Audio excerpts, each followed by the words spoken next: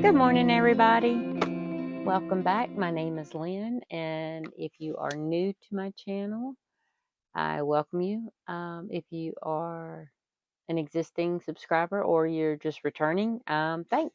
I appreciate you coming back. I do a wide variety of crafts. Mainly, the biggest thing that I focus on is crochet and knit. Those are my two.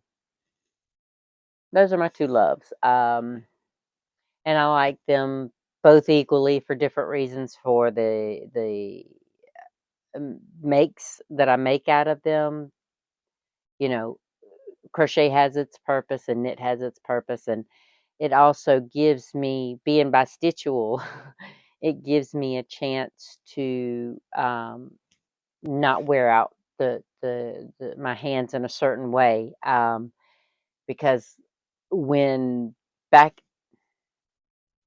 I want to say about 7 years ago, maybe, I worked at Amazon and I was a packer. So I was doing the constant same motions over and over and over again, to where I had gotten tendonitis right here in my thumbs and carpal tunnel. It never got diagnosed, but I think carpal tunnel had started to set in my wrist. So I had to start wearing braces at work. And it even hurt to crochet and knit. So it became very apparent back then that I could do one for a short amount of time, and then I'd have to switch up. Like, I could crochet for a little while, and then I had to switch up and knit for a little while. And so that's kind of what I do now. I usually have at least one of each project going, so that if my hands get tired of the motion with crocheting. But now the way I knit, I do continental knitting. So it's very similar as the way I hold my yarn, right? I don't throw, I pick as a knitter. Um, but even though I hold the yarn the same, the motions are different, so that my whatever carpal tunnel started back then hasn't been inflamed or worsened. It hasn't gotten any worse, thankfully. So I'm going to keep doing what I was doing. Now, on my last video, I showed y'all that beautiful unicorn that unicorn blanket that I did with my daughter-in-law way back in 18, I think, um, that I had taken to the Highway 23 flea market or yard sale. Well, there was another one that I took that I did not display, and I wanted to show you that to y'all today. And I might do that, show you an older make, only because it's one worth mentioning, especially if I don't see it a whole lot in social media, because sometimes the older stuff deserves a holler. It deserves a call out saying, hey, this is an old pattern, but it's a good one, so you might want it, you might not. And this kind of goes along with, how I said in the summertime, I like to. Now, I did make this past winter, so it wasn't quite a summertime one, but it's made of squares, and it's perfect for the summertime if you want to go ahead and get it going. And it's made of solid granny squares. It's called the Double A blanket. I think because the two ladies that did it, both initials start with A. I will link that. There's a free partial pattern. So if you basically know how to do a solid granny square, or you can YouTube how to do it, you could basically make this without a pattern. So I'm gonna link the free one. It's a partial pattern from one of the A's down below, and I'll also put the paid pattern from, I think her name's Annalise.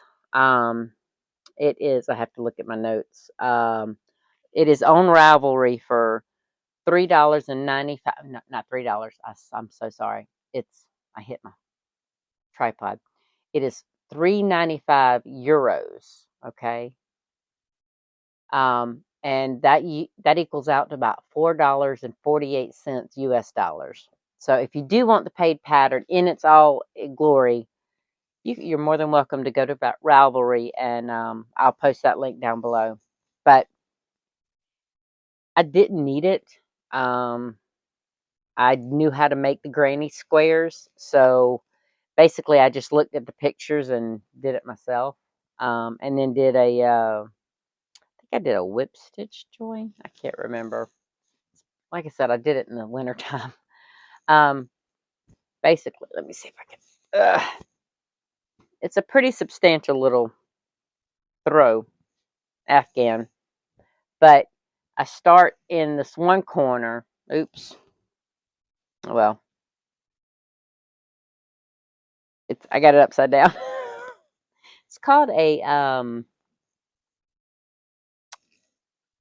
shadow block, is what they are. They're just shadow blocks. So basically, it's you see the color of the block and then the shadow. So it goes purple. It's basically a rainbow. And y'all know I've already said I love my rainbows. Doesn't represent pride to me. The rainbow can represent whatever you need it to. If you need it to be a pride rainbow, by all means, darling, make it a pride rainbow. I've just always loved rainbows.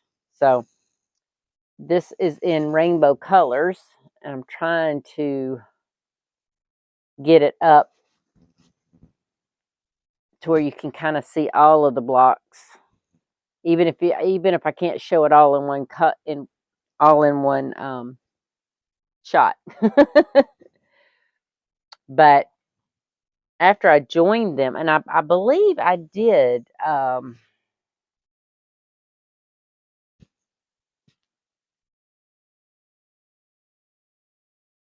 the way it's raised, it makes me think like I did. No, I did it. Okay,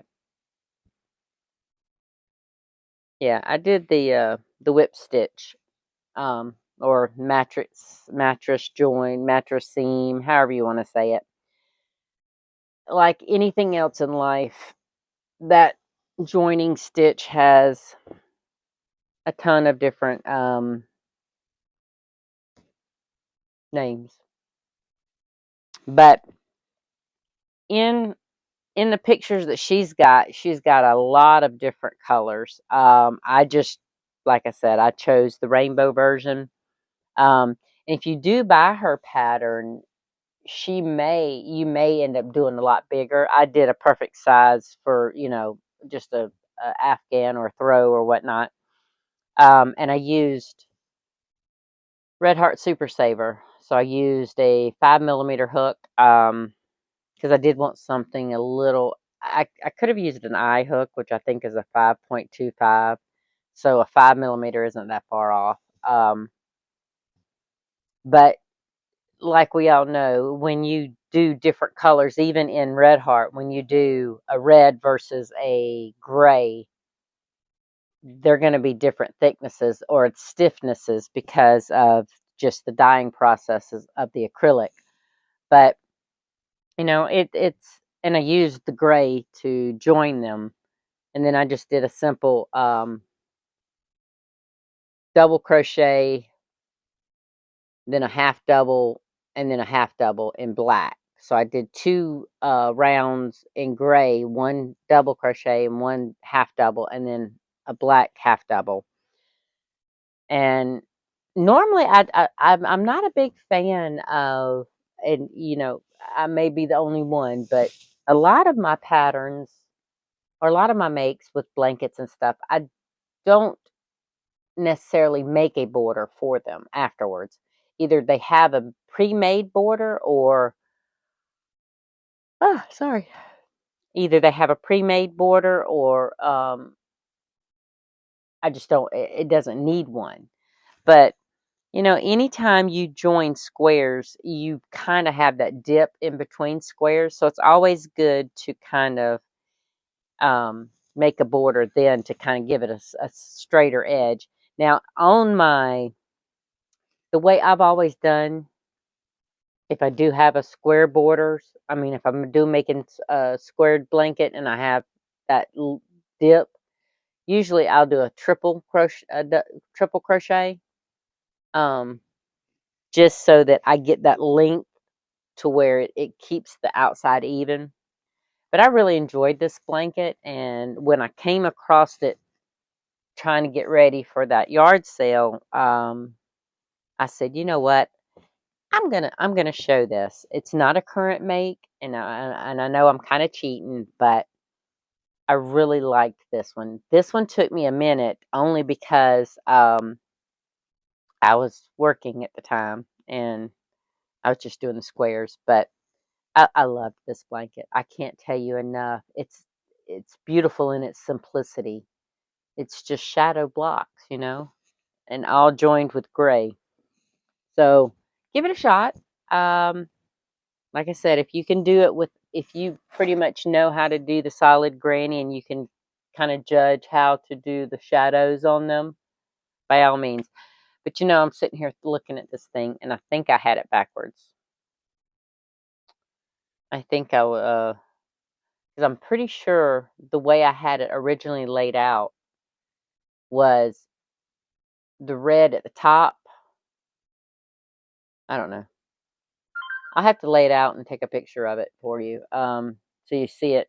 Well, you could see it in its entirety on her pattern, the link that I share below. Now, a couple weeks ago, I had shown a beach bag pattern in aqua and white and gray, and I said I was going to do one in Georgia Bulldog colors. Well, guess what I did? I did it. Now I will tell you, I still have to go to Joann's to get the rope braid, the braided rope to finish it off. But I loved this pattern. This is by Yarn and Chai. The website is Yarn and Chai, and her name is Rebecca Langford. I love her patterns. And now this one I did since I did the red. I did my bottom in black, because anytime you set something down, you don't want it to get nasty. And so far, I haven't had the problem with the aqua bottom yet. But since I made it first, I didn't think about it. So this one I made with the black bottom, and then started with the red, and then I alternated to where I could get the different lines going. But yeah, I love this one. This is another favorite of mine because we all know I'm a Georgia girl. Now, again, on this one, I'll link the pattern down below. It is a free pattern. She has an adult size and a child size on her website. I've not done the child size, but the child size, you could almost probably make your own, just like a little purse size bag for that. And yeah, because it's a pretty big beach bag. This is I want to say a good 2 feet and 24 inches at least, probably, maybe more. I haven't measured it, so I don't know. It'll be on her pattern on the link that I put down below.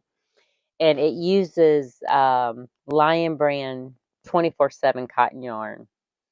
Now I used 2 balls of red. Oops, see, got a string that I didn't quite weave in yet, and that's all right. Um, to me, it's considered done, even though I haven't woven in the ends. But I wanted to hurry up and get it done so I could show y'all. So 2 balls of Lion Brand 24/7 cotton in red, white, and black. I ended up having a lot more white than I did black and red because, I used more, because red is used. Actually, no, I might be wrong on that one. I ended up with more white because I had white left over from the aqua one, the aqua and gray. Yep. Ow! I should pull my hair from my chair, pinned it between that and this little rack behind me. But anyway, so yarnandchai.com. I'll link it down below. Rebecca Langford, and the grommets right here for the handles.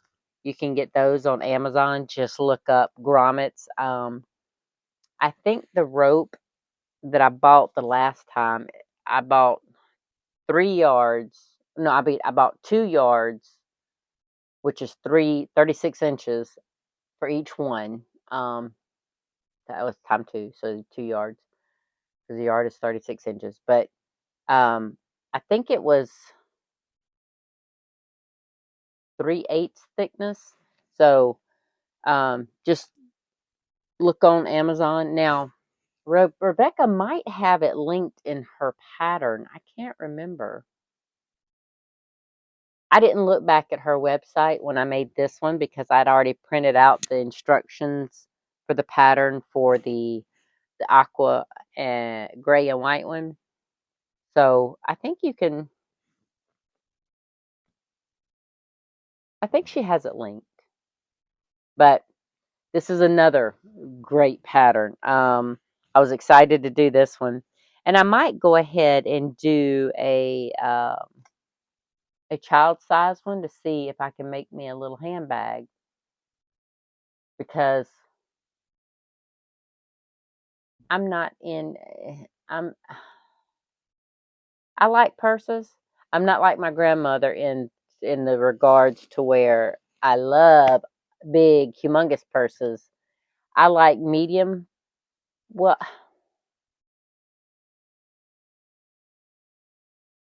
I say medium. To me, a medium bag is about that big and about that tall, So maybe 12 inches by 8 to 10 inches. To me, that's a medium bag. Um, Now, I do have some cute little small purses that have the wooden handle. Um, to me, those are teeny tiny. Those barely fit my wallet, my brush, and goodness knows, with all this mess, you got to carry a brush or it'll look ratty. Uh, my cell phone and my keys, you know. Oh, and my checkbook. I really don't use that anymore.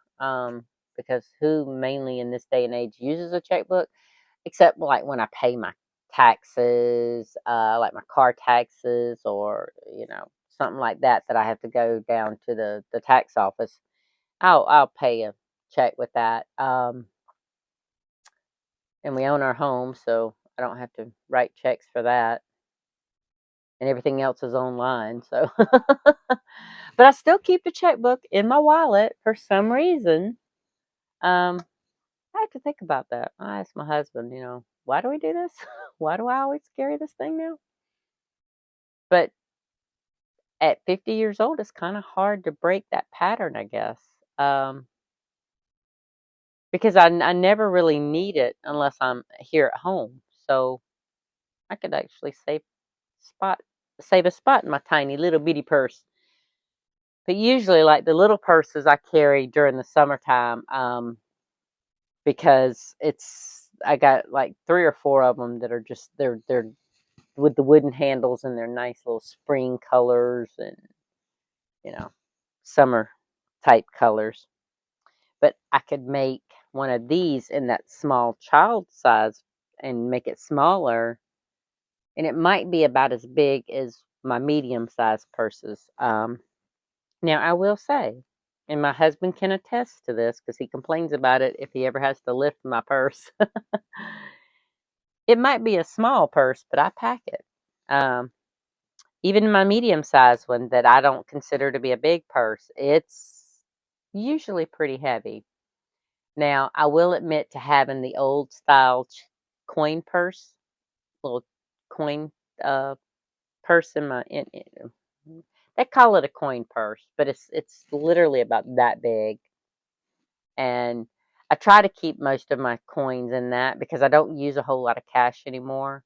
But when I do, I try to be mindful and take it out of my purse and put the change in it and then put it back in my purse. But sometimes I forget and I throw it in the bottom of my purse and my purse gets heavy and then I have to clear it all out and put it all in my change jars and whatnot.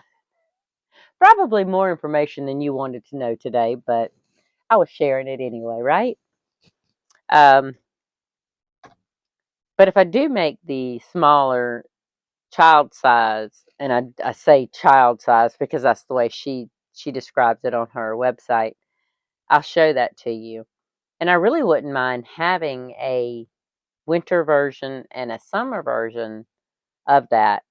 But I think instead of the rope braided handle for that, I might try to find like on Amazon or something one of those wooden handles. Um, I don't really prefer to use the wooden handles, but they would last longer. They would hold up longer. I might have to figure something else out. No, actually, I could still use those grommets and use like a metal ring on the. I have to look that up. If y'all have any idea of what you know, you have a lead on something like that, or you know exactly kind of what I'm talking about doing like almost like a humongous jump ring through the grommet to attach to a wooden handle, maybe. My jewelry making stuff is coming back to me, you know, because I used a lot of jump rings back in the day when I made jewelry. Um, I don't have anything, even though I still have all my jewelry making supplies. I don't have anything that would be that big and sturdy for that. But I think it would be about. Oh, sorry. I think it would be about the same principle though. If you have any ideas, leave me a comment down below. Um, so I think I'm gonna get off of here. I wish y'all a great afternoon, and I hope your day is going great. Thanks. Bye.